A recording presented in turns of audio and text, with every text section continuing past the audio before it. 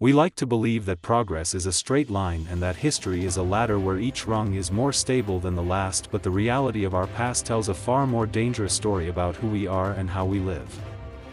Imagine a world where global trade was so sophisticated that an artisan in Greece depended on tin mined in the mountains of Afghanistan to create his tools.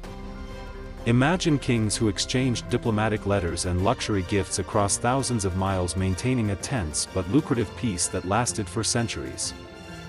This was the world of the Late Bronze Age around 1200 BC, an era of monumental splendor, of vast empires, and an interconnectivity that rivals our own modern globalization.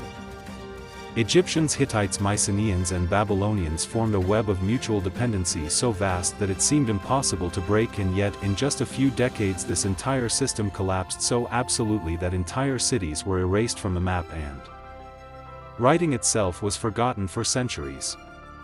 What happened in 1177 BC was not just the fall of an empire but the first great systemic collapse in human history, and the reasons behind this disaster echo with a disturbing clarity in the challenges we face today in the 21st century.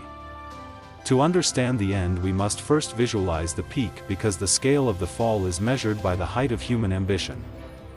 At the heart of this era was bronze, the cutting-edge technology of the time, which required a logistics operation that was nearly impossible for the scale of the ancient world.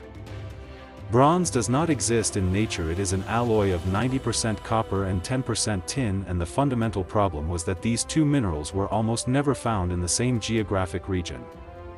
While copper was abundant in Cyprus, tin had to travel through dangerous trade routes coming from Central Europe or Central Asia. This forced the empires to create the first truly globalized economy in history. Kings like Ramses the Great of Egypt or Hattusili of the Hittite Empire were not just warriors but managers of complex supply chains. They maintained ambassadors and intelligence networks to ensure that caravans and merchant ships never stopped. The famous Uluburun shipwreck discovered off the coast of Turkey is a time capsule of this system, as it carried copper ingots from Cyprus, tin from Afghanistan, pistachio resin from Canaan, glass from Phoenicia, and gold jewelry from Egypt. It was the world in miniature inside a wooden hull. Psychologically, the leaders of this era suffered from what modern analysts call normalcy bias, as they believed the system was immutable because it had survived for nearly 5 centuries of relative stability. They built palaces with stone walls so massive that later Greeks would believe they had been erected by giants, but no wall is thick enough to contain a systemic failure when all the nodes of the network begin to fail simultaneously. The first sign of the end did not come from an invading army but from the sky itself. Recent paleoclimate studies based on pollen samples from lake sediments reveal that around 1200 BC the Mediterranean entered a megadrought that lasted for nearly a century. This was not just a bad harvest year but a persistent climate shift that devastated the agricultural base upon which the entire political structure rested. Without food, the social contract began to unravel because kings who claimed to be representatives of the gods on earth could no longer guarantee basic bread for their subjects. The records of the time found in clay archives became increasingly frantic. The king of the Hittites wrote to the pharaoh of Egypt begging for help, saying it was a matter of life and death because there was no grain in his lands.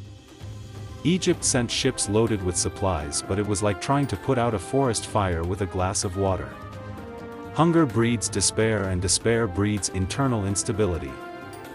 At the same time that the drought took hold, geology added another level of chaos to the scenario. Seismologists have identified a series of violent earthquakes known as earthquake storms that hit the region during this 50-year period, destroying cities like Mycenae and Troy.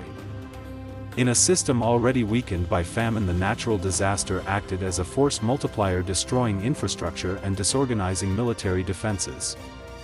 When the cities began to burn, the archaeological records show something curious, as the fire was often concentrated in the palaces and administrative centers while common houses remained intact.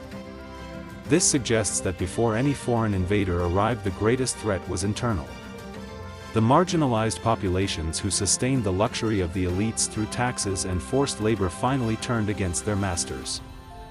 The collapse was in part a social revolution of people who no longer saw any use in maintaining a structure that no longer protected them. However, the coup de grace came from an unprecedented migratory phenomenon known as the Sea Peoples. For decades historians described them as a horde of Viking-like invaders, but the reality is much more tragic and complex. The Sea Peoples were not a single nation but an amalgam of refugees and displaced groups fleeing their own lands to the north and west, which had also been devastated by famine and collapse. They were the result of the domino effect of the crisis. Thousands of families in ships moving along the Mediterranean coast like an armed human tide looking for a place to survive. When they reached the borders of an empire already in crisis, the collision was catastrophic. The king of Ugarit, a wealthy port city in what is now Syria, wrote a desperate letter to the king of Cyprus telling him that enemy ships had arrived and burned his crops. This letter was never sent, as it was found in the city's pottery kiln still wet and unbaked when Ugarit was sacked and destroyed. The messenger never had the chance to leave because the world he knew ended that afternoon. Here we see the fragility of hyperinterconnectivity. When Ugarit fell, the trade routes for metals stopped. When the route stopped, the armies of other kingdoms could no longer produce new bronze weapons or repair old ones.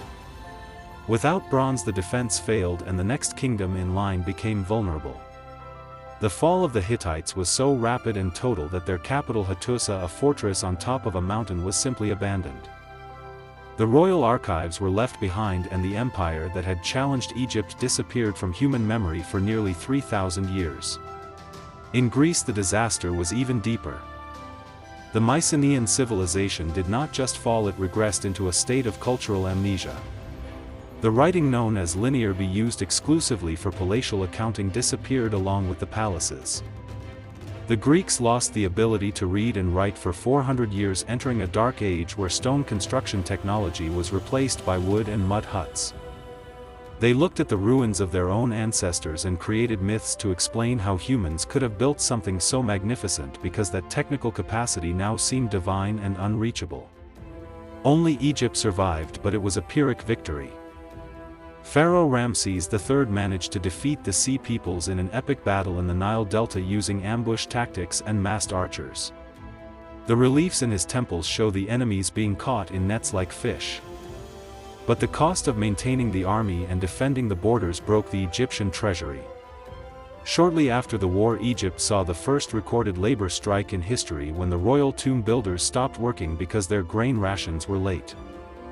The state could no longer fulfill its basic obligations. The Egypt that remained was a shadow of its former self, a power isolated and impoverished that would never again regain its regional dominance. The collapse of 1177 BC teaches us about catastrophic complexity theory. As societies become more complex, they require more energy and more coordination to be maintained. Each new layer of bureaucracy or technology adds efficiency but also removes resilience. When systems are over-optimized for efficiency, they lose the ability to absorb shocks.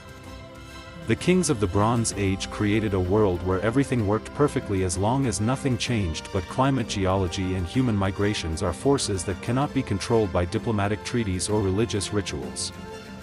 The fall was a multiplier effect where the failure of one component caused the failure of all others.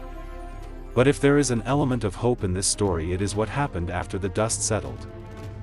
The collapse was an extinction event for institutions, but it was also a space for creative cleansing. Without the hegemony of the great empires, smaller and more agile groups were able to thrive. The Phoenicians, free from the Egyptian and Hittite shadow, became the world's greatest navigators and invented the phonetic alphabet, which facilitated the spread of knowledge far beyond bureaucratic elites. The Philistines settled in the Levant and brought with them iron technology, which was much more accessible than bronze and did not require global trade routes. Iron democratized warfare and agriculture, making tools and weapons available to the common man and not just to the chariot-riding elite of the palaces. Eventually Greece awoke from its 4-century sleep, and what emerged was not a copy of old Mycenae but something entirely new that would give birth to philosophy, democracy and modern science. The end of the ancient world was the necessary prerequisite for the birth of the classical world. However, the warning lesson remains alive for us who live in an era of even greater interdependence. Today our supply chains are measured in seconds and our computer chips depend on minerals that cross oceans in logistics systems so just in time that any disruption in a port on the other side of the PLA.